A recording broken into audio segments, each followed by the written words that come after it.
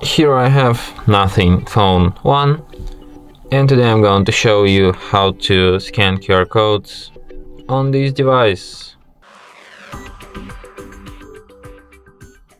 So firstly you have to open camera,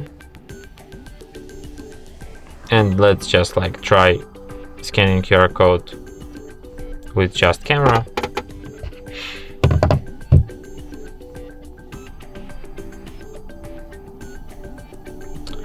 Okay, so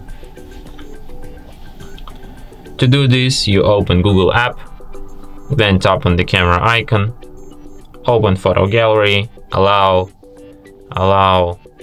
search with your camera, and now as you can see, as soon as my device spots this QR code, it suggests me the page which has been encoded here. So I just tap on the search icon and page opens instantly. So yeah, that's how you can scan QR codes. And that's it.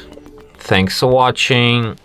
If you find this tutorial useful, don't forget to hit that like button and subscribe to our channel.